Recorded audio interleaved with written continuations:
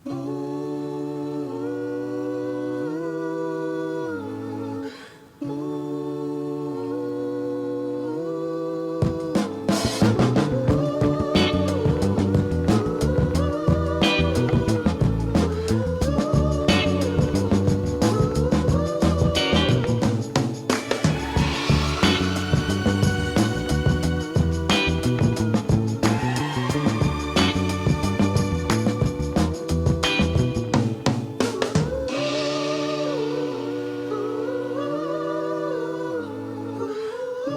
si v življenju lahko zmedem na katerem področju, potem je to zagotovo prehrana, kaj ne da?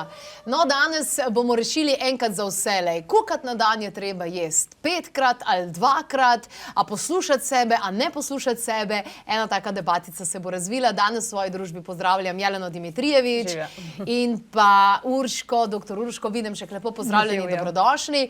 Torej, gremo mogoče kar pri zajtrku, ne?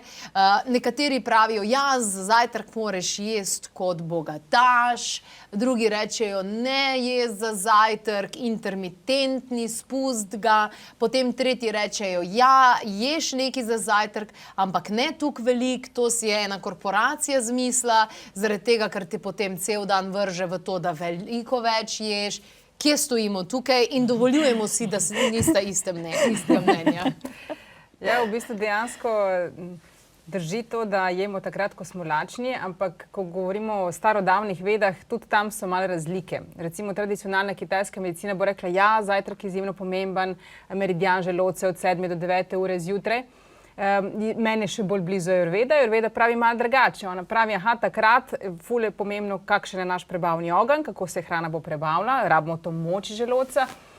In to ni zjutraj, ampak je takrat, ko je sonce najvišje. Tako da tam nekje v bistvu največji obrok kosilo bi moralo biti med 11:30 in 13:30. Tako da zajtrk po Ajurvedi ni najbolj pomemben obrok. Zdaj vprašanje je tudi po teh tipih, o tem se lahko pogovarjamo, se pravi odvisno, kakšno imamo morfologijo, vata, pita, kafa.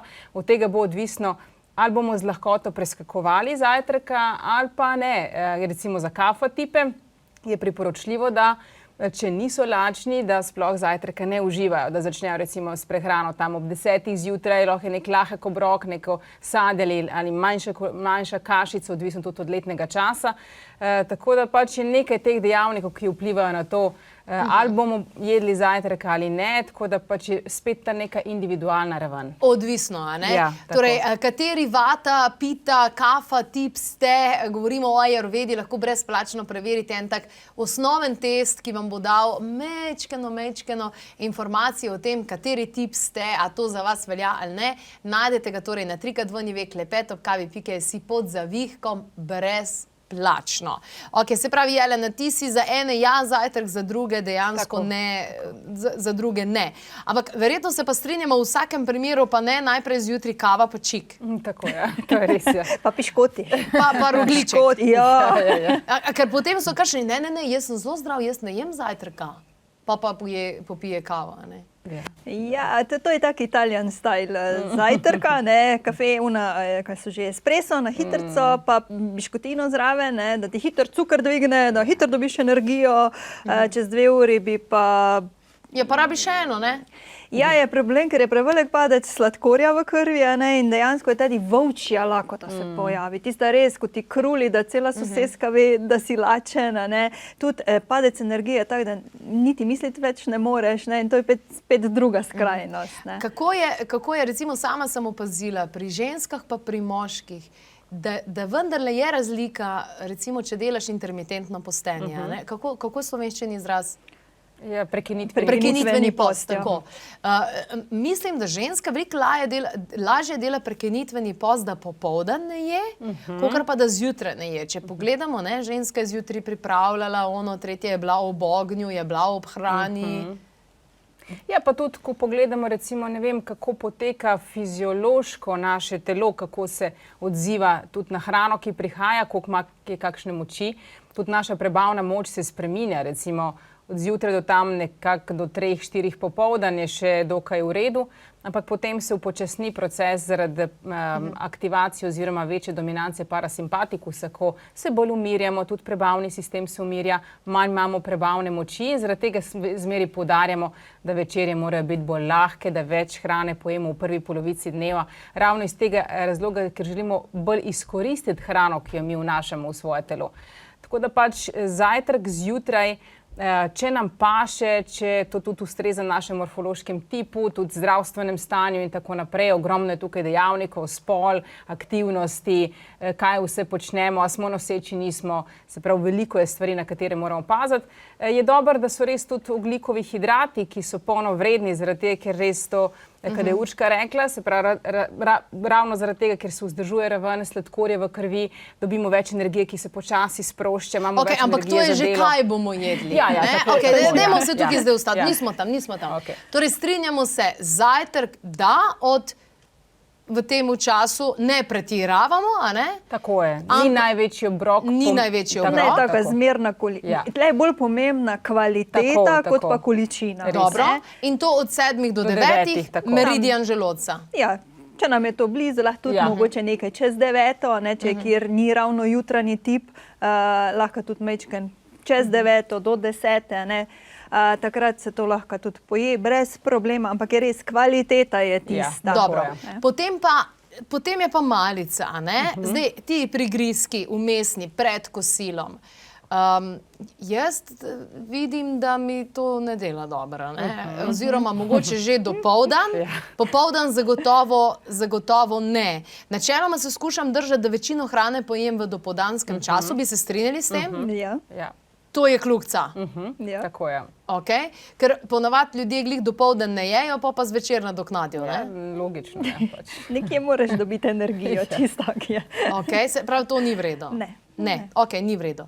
Dopoldan, malca, kdaj, ob kateri uri? Zdaj, če smo od 7 do 9, a veš, ker potem, rekla si... Malo časa ti ostane pol do kosila. Ja, odvisno, kdaj ker imaš prebavni kosilo. ogenj si rekla 11:30 do 12:30. Do 13:30. Do 11:30 do 13:30, to je kosilo. To je v bistvu največji obrok, bi mogel biti takrat, ko je najmočnejši prebavni ogenj. Dobro. Takrat. Ampak kar se malice tiče, zdaj odvisno, kdaj smo zajtrkovali. Če je zajtrk bil, ne vem, ob 7, pa potem imamo kosilo, ne vem, ob 12, enih seveda, da vmes lahko nekaj pojemo. Ampak a rabimo vmes ali ne rabimo vmes? Ker nekateri pravijo, lej, staral se boš hitreje, ker organe več uporabljaš, pravzaprav jim nikoli ne daš mira, zato ker vsake 2 uri nekaj poješ. To drži, ne? Ampak po drugi strani se pa tudi mi moramo poslušati. Ne? Ješ takrat, ko si lačen, Tako kot je. smo rekli na Ja. začetku. Če ti začutiš lakoto, Jaz meni so skozi lačni. To je pol treba preveriti, kaj se Ja. dogaja v telesu, zakaj je ta lakota. to je treba ozadje preveriti, ne točno poiskati vzrok tistega, kar je v ozadju. Ne? Ampak konkretno, če smo pa mi, če zdaj govorimo o tem intuitivnem hranjenju, poslušamo sebe. Takrat, ko začutiš, ješ. Ne? S tem, da takrat, ko ješ tako, da si z mislimi pri hrani. Ne, da imaš revija, pa telefon, pa televizija, pa malo še bereš, pa malo še Bralnico onega. obremenjuješ, ne? Ja. Tudi med drugim. Ne? Pa tudi takrat nisi zbran, ne čutiš hrane, ne veš, kdaj si sit, niti okusiš je ne v redu, tako kot bi jo mogel. Ne? Gremo k večerji. Večerja da ali ne? Verjetno se obe strinjata, vsaj 2 uri pred spanjem ne jemo. A ne? Ja. Tako. To je eno tako pravilo, ki bi se ga lahko držali.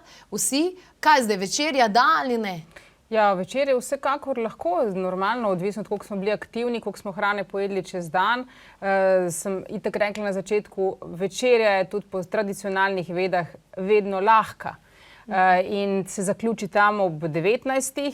Zdaj, če je poletje, recimo poletje pa zima, malo so drugačni tisti časovni okviri, ampak načeloma niso pozne večerje, zaradi tega, ker rabimo regeneracijo, ne da se telo ukvarja pol cel ta čas prebavo. Ampak ne solata, zelenjava. Tako, Ne? v bistvu je takole, zdaj so tukaj razlike, spet po teh tipih. Stvar je v tem, da kafa, vata tipi rabijo več kuhane hrane, pita tipi lahko jejo več surove hrane. Spet smo pri tem, da naredijo. Ampak letni Povejte mi čas še je spet tole, pomemben. postenje, da ali ne? Ja, Krat- kakšno krat- ja. To je tudi vprašanje, Ja. kakšno. Kratko, Okej, trajno, ja, recimo dolgo ne. 2-krat na let 3 dni. Tako kratko postenje. Zdaj spet je odvisno, v kakšnem smo zdravstvenem stanju, kaj želimo s tem doseči, na kakšen način izvajamo to postenje. Je to samo obvodje, to so neki sokovi. Okay, govorimo o sokovih pa o juhi. To je nek počitek, ki se lahko naredi, seveda, s tem, da se prilagodijo spet stvari našem trenutnem zdravstvenem stanju in igramo se tudi malo za čimbami, začimbe so zelo pomembne, da se pol tudi hrana boljše prebavlja. Pa tudi se pripravimo na ta post. Ni to tek, danes bomo začeli, ampak to so priprave. Odvisno, kako smo kaj jedli prej, kako smo se prehranjevali. Pač ogromne stvari. Hvala lepa za vse te informacije. Ugotovili smo kar nekaj stvari zdaj, a ne? Torej, zajtrk ampak majhna količina. Obroki, kakor čutite. Kosilo največje, večerja vsaj 2 ure pred spanjem. Ne oziroma odvisno, kako se boste odločili glede intermitentnega postenja, ki pa ima zelo dobre rezultate, kar se tiče tudi spodbujanja avtofagije in vsega ostalega. Se splača raziskovati še naprej. Namig, klepet ob kavi.si.